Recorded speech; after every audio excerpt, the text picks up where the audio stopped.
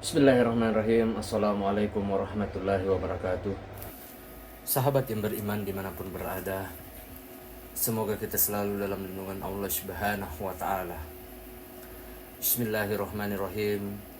Allahumma salli ala sayyidina Muhammad wa ala ali sayyidina Muhammad. Segala puji bagi Allah Subhanahu wa ta'ala, Rabb semesta alam. Salawat dan salam kepada Nabi kita Nabi Muhammad sallallahu alaihi wasallam, keluarganya, para sahabat-sahabatnya, dan orang-orang yang mengikuti mereka hingga akhir zaman. Di kesempatan yang mulia ini, saya akan membahas tentang kiamat tidak tiba-tiba terjadi. Tunggu Imam Mahdi datang. Sahabat yang beriman, ada tanda-tanda menjelang kiamat. Ada tanda kecil dan tanda besar. Menurut Ahlus Sunnah wal Jamaah, fikih dan landasan amaliyah yang bernama Yusuf Suharto, banyak ulama yang menyatakan bahwa datangnya Imam Mahdi adalah awal tanda besar kiamat. Sahabat yang beriman, jadi tidak bisa dikatakan bahwa tahun 2024 misalnya adalah tahun terjadinya kiamat. Itu tidak bisa. Mengapa? Karena menurut penulis atau Ahlus Sunnah wal Jamaah fikih dan landasan amaliyah, itu kiamat itu terjadi dengan sebelumnya ada tanda-tandanya. Imam Mahdi belum datang. Tentu saja kiamatnya tidak langsung tiba-tiba tanpa kedatangan Imam Mahdi dan tanda-tanda lain. Misalnya terbitnya matahari dari barat dan lain-lain sebagainya yang akan saya bahas di video kali ini di pembahasan yang selanjutnya. Makanya ditonton sampai selesai agar tidak salah paham dan tidak keliru. Sahabat yang beriman, pengakuan Ahlus Sunnah bahwa ada perbedaan pendapat di kalangan ulama tentang adanya hadis-hadis akhir zaman. Maka kita teladani para ulama agar hati-hati menjelaskan maksud hadis ini. Jangan sampai kita memastikan tahun kapan hari kiamat itu datang. Sahabat yang beriman, berbicara pada diskusi atau bedah buku karya yang pernah saya bedah belum lama ini, atau menurut Yusuf Suharto, menegaskan para ulama dulu ketika menjelaskan hadis-hadis tanda kiamat menggunakan dengan bahasa ringkas. Hal itu karena sikap kehati-hatian para ulama terdahulu atau para ulama mereka. Sahabat yang beriman, namun jika menjelaskan permasalahan fikih, maka akan detail dan tentu akan luas penjelasannya. Sebelumnya ada pihak-pihak yang meramal bahwa kiamat akan datang pada 15 Ramadan tahun ini. Ditanya soal itu dari kondang Miftah Habibur Rahman atau Gus Miftah mengatakan ia tidak akan menjawab berdasarkan pandangannya pribadi. Ia lalu membaca Al-Quran. Ini pandangan Al-Quran. Allah Subhanahu wa ta'ala berfirman, Bismillahirrahmanirrahim, Inna sa'atiyatun akudu ukhfiha litujzah kullu nafsim bima tas'ah. Yang artinya, sesungguhnya hari kiamat itu akan datang. Aku merahasiakan waktunya agar supaya tiap-tiap dari itu dibalas dengan apa yang ia usahakan. Quran Surat Toha ayat 15. Sahabat yang beriman dimanapun berada, semoga kita selalu dalam lindungan Allah Subhanahu wa ta'ala. Tanda-tanda kiamat, salah satu hadis sahih yang berkaitan dengan kiamat atau asy-syah adalah hadis yang diriwayatkan oleh Imam Muslim dalam sahihnya dan juga diriwayatkan oleh beberapa perawi hadis serta diakui oleh para ulama-ulama besar. Hadisnya adalah yang berikut ini, yang berbunyi dari Hudzaifah bin Asid Al-Ghifari berkata, Rasulullah sallallahu alaihi wasallam menghampiri kami saat kami telah membicarakan sesuatu. Ia bertanya, "Apa yang kalian bicarakan?" Kami menjawab, "Kami membicarakan kiamat." Ia bersabda, "Kiamat tidaklah terjadi sehingga kalian melihat 10 tanda-tanda sebelumnya."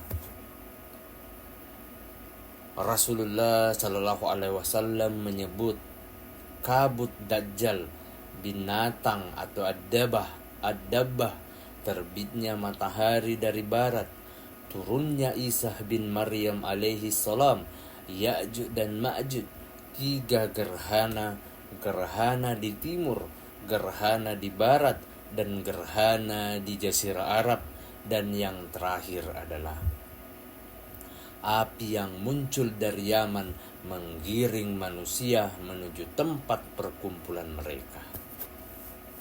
Sahabat yang beriman, tanda-tanda kiamat dalam hadis ini disebut sebagai tanda kiamat kubrah atau hari akhir. Para ulama berbeda pendapat terkait urutan terjadinya tanda kiamat. Imam Al-Qurtubi seperti dikutip mengatakan tanda kiamat besar yang disebut secara bersamaan dalam hadis-hadis di atas tidaklah berurutan, tidak terkecuali riwayat Muslim dari Hudzaifah. Sahabat yang beriman dimanapun berada, saya urutkan. Pertama, munculnya kabut atau dukhan. Yang kedua, munculnya Dajjal. Yang ketiga, munculnya dabbah.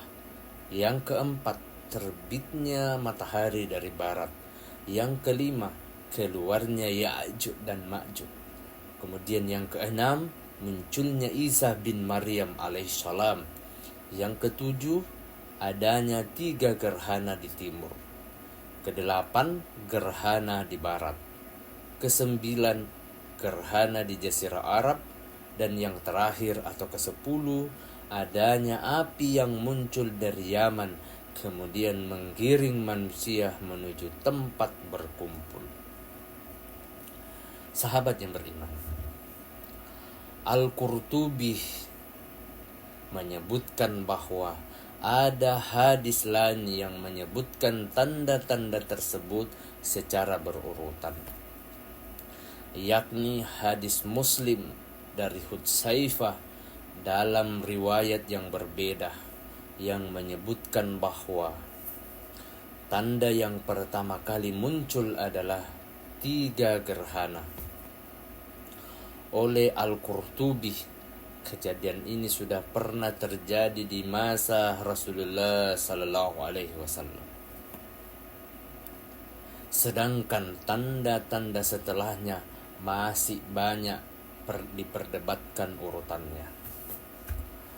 Sahabat yang beriman, oleh karena itu, simpulan dari kajian hadis-hadis terkait tanda-tanda kiamat ini adalah tanda-tanda kiamat yang disebutkan dalam hadis sifatnya hanya prediksi Rasulullah Sallallahu Alaihi Wasallam. Bahwa kepastian urutannya pun masih diperdebatkan, begitu juga waktu kejadiannya. Sahabat yang beriman, jika ada kejadian di masa sekarang yang sesuai dengan tanda-tanda kiamat yang saya sebutkan dalam berbagai hadis, atau yang saya sebutkan di atas, atau yang menurut dalam berbagai hadis tersebut, belum tentu itu menjadi tanda yang pasti. Itu masih diperdebatkan dan itu tidak ada kepastian urutannya. Bisa juga kejadian yang sama akan terjadi di masa mendatang karena Rasulullah sendiri tidak mengetahui kapan tanda-tanda tersebut terjadi. Hal ini sesuai dengan yang telah disebutkan oleh Al-Quran surat Al-A'raf ayat 187 ketika Rasulullah Sallallahu Alaihi Wasallam ditanya kapan terjadi kiamat.